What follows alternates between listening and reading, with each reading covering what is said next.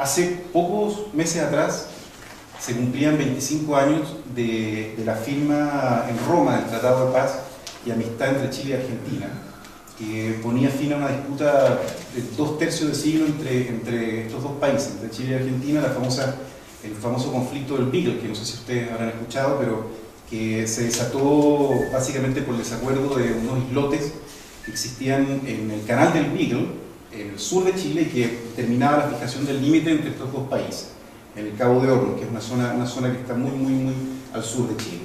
Ahora, este conflicto estuvo a punto de poner a Chile y a Argentina en una guerra en el año 1979, y de no ser por la intervención de su santidad Juan Pablo II en su momento, en el año 1969, probablemente hubiera sido una de las guerras más sangrientas y más brutales de la historia latinoamericana contemporánea.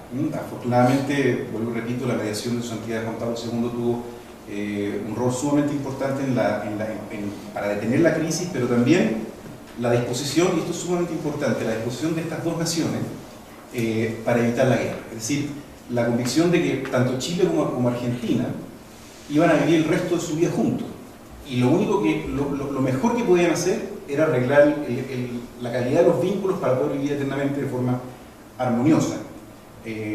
Probablemente todos hemos tenido un vecino antipático, un vecino hostil, y saben el cómo que es, ¿no es cierto? O sea, ese es un poco lo que pasó entre Chile y Argentina. A partir de ahí comenzó un proceso de integración que es mirado por muchos observadores internacionales como quizá el más ejemplar en América Latina. Hay varios resultados a la vista que quisiera mencionar. Primero que nada, con el restablecimiento de la democracia, tanto en Chile como en Argentina. Estamos hablando de que a finales de los 70, tanto Chile como Argentina estaban bajo un sistema de férreas dictaduras militares, ¿no?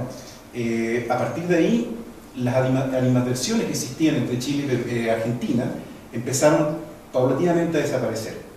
Número 2, hoy las inversiones chilenas en Argentina son cercanas a los 20.000 millones de dólares, o sea, un dato bastante contundente. Número 3, en el ámbito político, diría yo que una iniciativa sumamente importante en octubre del año 2009, Argentina y Chile firmaron el Tratado de Maipú, que es una suerte de acuerdo que reúne un sinnúmero de iniciativas en el ámbito de la integración y la cooperación.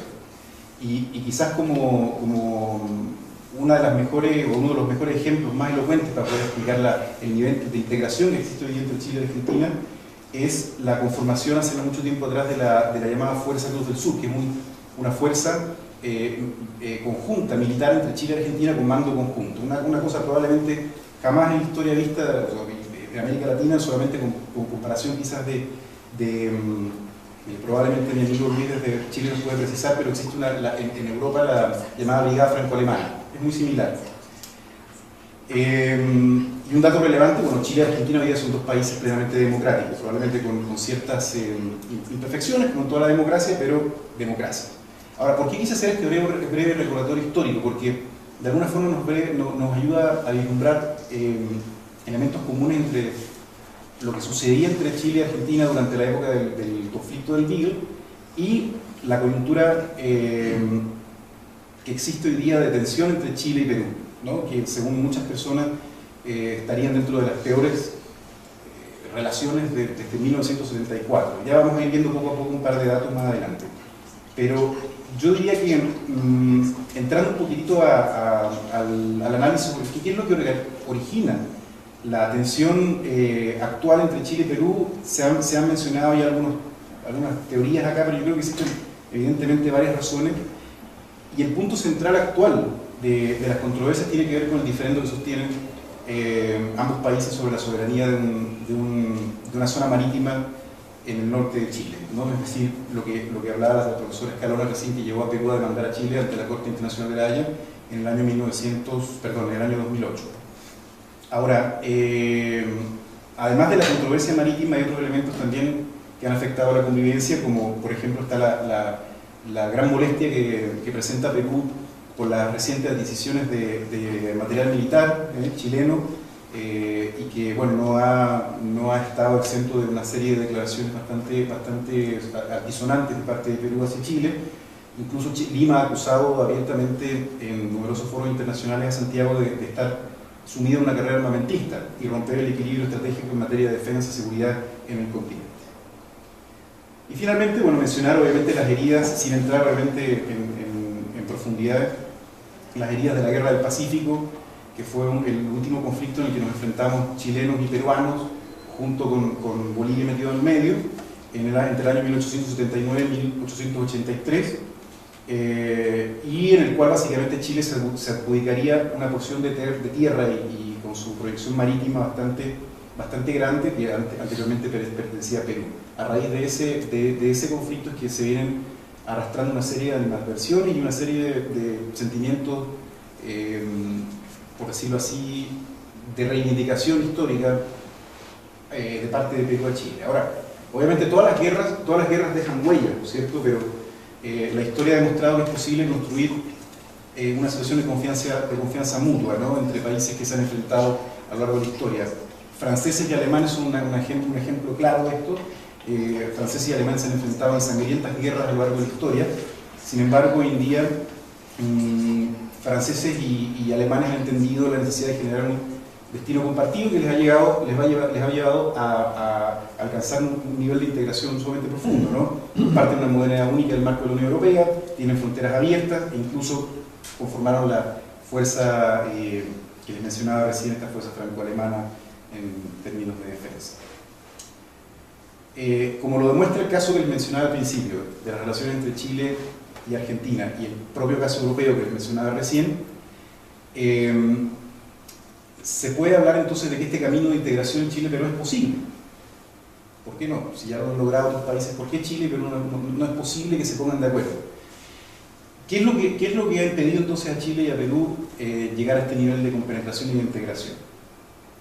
Vamos a ver un poco el escenario político estratégico. ¿Qué es lo que sucede? Porque en Perú existen dos opiniones grandes, o sea, principales, respecto a cómo deberían manejarse las relaciones entre Chile y Perú, ¿no? Existen obviamente sectores un poco radicales que abogan abiertamente por el discurso antichileno con obviamente diversos niveles de intensidad. Uno de ellos está liderado por el líder del Partido Nacionalista, que por cierto fue candidato a la presidencia de Perú, el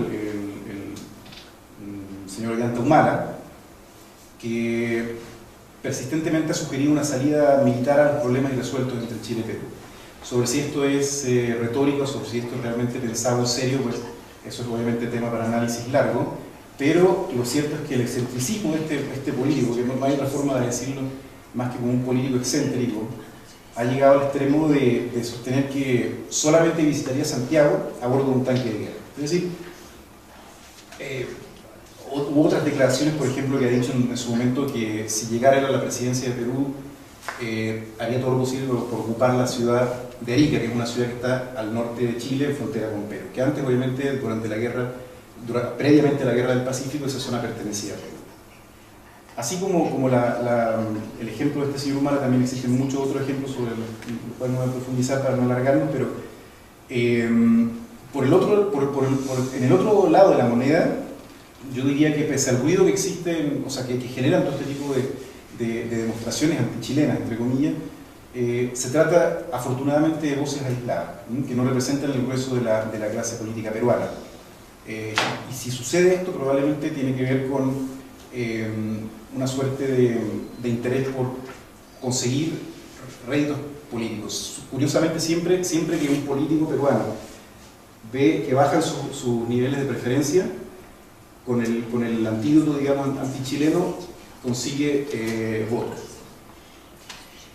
Pese a esta suerte de animadversión, como les decía, que existe entre Chile y Perú y que se ha cultivado en las mentes de peruanos, principalmente a lo largo de varias generaciones, a la hora de hablar de la realpolitik, las autoridades de turno siempre abogan por mejorar la relación.